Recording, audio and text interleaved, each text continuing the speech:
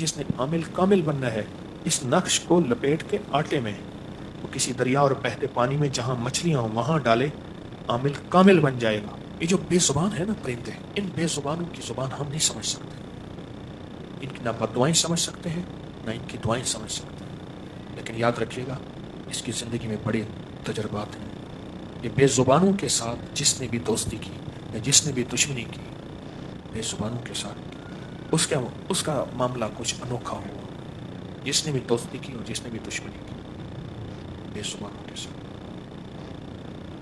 یہ جو آپ نے نقش یار غار، نقش یار مزار، یہ بے زبانوں کو آپ دیتے ہیں آٹے میں، تو بے زبان جو آپ کے لیے دعائیں کرتے ہیں اور آپ کی فریادیں اللہ کے پاس لے جاتے ہیں، اس کی وجہ وہ بے زبانوں کو نقش کے ساتھ غذا دے رہا۔ آپ اس نقش کے ساتھ بے زبانوں کو غذا دے رہے ہیں۔ نقش یار غار، نقش یار مزار، یہ لکھا، لکھنے کے بعد اس کو پانی میں دھویا، اور دھونے کے بعد اس کو پانی میں دھویا اور دھونے کے بعد اس کا آٹا گوندا۔ تو ایسے کرتے ہیں، ہاں جی ایسے کرتے ہیں۔ اس کے بعد آٹے کو کیا کرتے ہیں؟ پرندوں میں رکھ دیتے ہیں اور وہ پرندے کھاتے ہیں، اور جو پرندے کھاتے ہیں، اللہ، علامہ زمخشری تھے، ٹانگ سے لنگڑے تھے۔ کسی نے پوچھا تیری ٹانگ کیا ہوا؟ کہا چھوٹا سا تھا، میں نے ایک چڑیا کو پکڑا، چڑیا کو پکڑ کے اس کی ٹانگ میں دھاگا باندھ دیا اور اس کو دھاگے سے میں نے باندھ دیا۔ اڑنے کی کوشش کرتی تھی، دھاگے کی وجہ سے نہیں اڑ سکتی تھی۔ اس نے جو اڑنے کی کوشش کی، اس کی ٹانگ ٹوٹ گئی، اس کی ٹانگ ٹوٹ گئی۔ اور کہا ادھر اس کی ٹانگ ٹوٹی، ادھر میرے ساتھ حادثہ ہوا، میری ٹانگ ٹوٹ گئی۔ اس کی ٹانگ تو جڑ گئی ہوگی، میری نہ جڑی، ساری زندگی کے لیے میں لنگڑا ہوں۔ اور وہ زمخشری کہتے تھے، لوگوں کو پکار پکار کے کہتے تھے، لوگوں خیال کرنا، ان بے زبانوں کے انتقام سے بچنا، ان بے زبانوں کی بد دعاؤں سے بچنا۔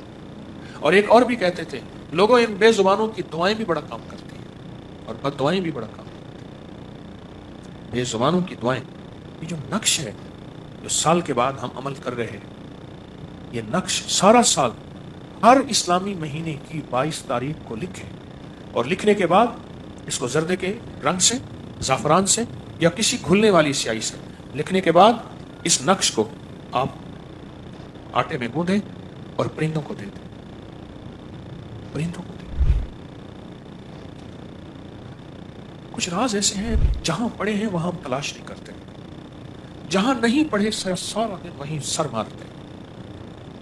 سچ پوچھیں، نوکری میں، مل میں، فیکٹری میں، دکان میں، دفتر میں، زمین میں، زراعت میں، تجارت میں نہیں پڑھا، نہیں پڑھا، لیکن اس کو چھوڑنا نہیں ہے۔ اسلام نے رہبانیت نہیں سکھائی، اس کو چھوڑنا نہیں ہے، لیکن پڑھا یہاں نہیں، پڑھا ہے عرشوں پہ اور آسمانوں پہ، ہے سچ ہے۔ جہاں پڑھا ہے وہاں تلاش کا کوئی راستہ اختیار نہیں کرتا۔ مجھ فقیر کی یہ کوشش ہے، جہاں یہ رزق پڑا ہے وہاں سے تلاش کے راستے اختیار کریں اور اس تلاش کے راستوں کے کوئی راہیں دیں ایک دوسرے کو، میں آپ کو دوں، آپ مجھے دیں، میں بھی سیکھنے والا ہوں۔ یہ نقش یار غار، یار مزار، یہ تلاش کا راستہ ہے۔ اس کے جو نورانی الفاظ ہیں، اس کے جو روحانی الفاظ ہیں، یہ آپ کھولیں گے، کھول کے آٹے میں گوندیں گے اور پرندوں کو دیں گے، اور پرندے ہواؤں اور فضاؤں میں ہیں، اور کوئی پرندہ ایسا نہیں جو اللہ کا ذکر نہ کرتا ہو، اللہ کی تسبیح نہ کرتا ہو، اللہ کو یاد نہ کرتا ہو۔ کیوں؟ ہر پرندہ معصوم ہوتا ہے اور معصوم کی دعا فوراً قبول ہوتی ہے، معصوم کی دعا فوراً قبول ہوتی ہے، فوراً قبول ہوتی ہے۔ ایک بادشاہ تھا، بہت نیک دل بادشاہ تھا، یہ واقعہ سننے کا ہے۔ اس کے خزانے اتنے وسیع تھے، 100 اونٹ اس کے خزانوں میں جاتے تھے اور سونا چاندی ہیرے جواہرات بھر کے لاتے تھے، پر اس کا خزانہ کبھی ختم ہی نہیں ہوتا تھا۔